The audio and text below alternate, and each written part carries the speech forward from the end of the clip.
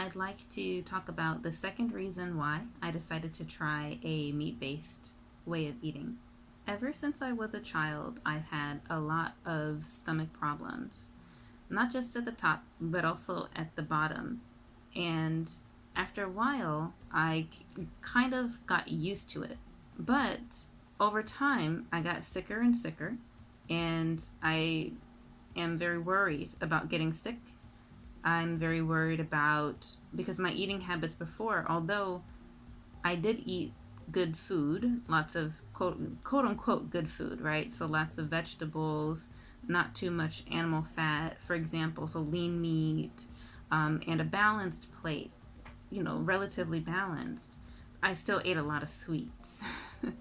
And I was worried about getting diabetes. I was worried about getting sick and needing to rely on the hospital or doctors to get better. This summer, I started to experience abdominal pain that I couldn't explain. For example, when I would lie on one side, it would be okay, but if I tried to switch positions and lie on the other side, it would just simply hurt. There was just a weird pain in my stomach, kind of in the middle, and I couldn't explain it. Why is it hurting? And I also have some dental problems. It's very difficult to go and, embarrassing to go into detail about, but I don't have the greatest breath.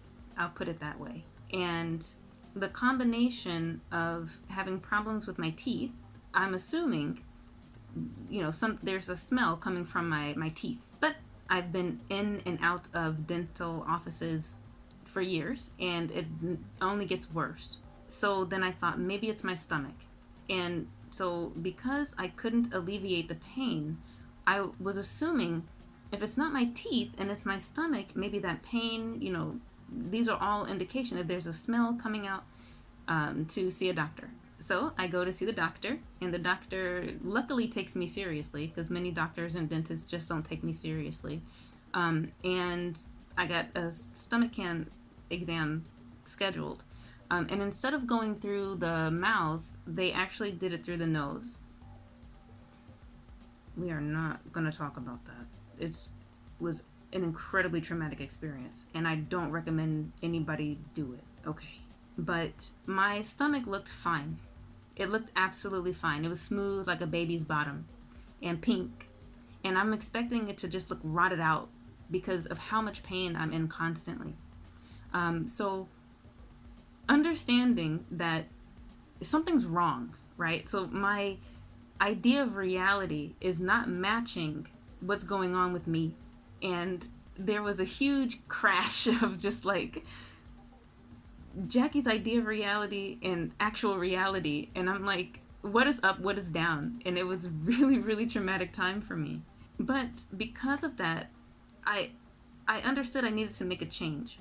I reached out to my family, and my sister mentioned, if it's not physical, it might be mental. And I thought, oh, well, that's a good approach.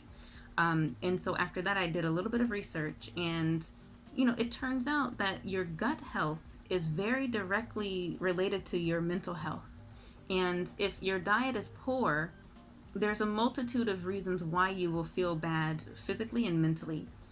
So yeah, I was just sort of being moved in the direction of something has to give, something has to change.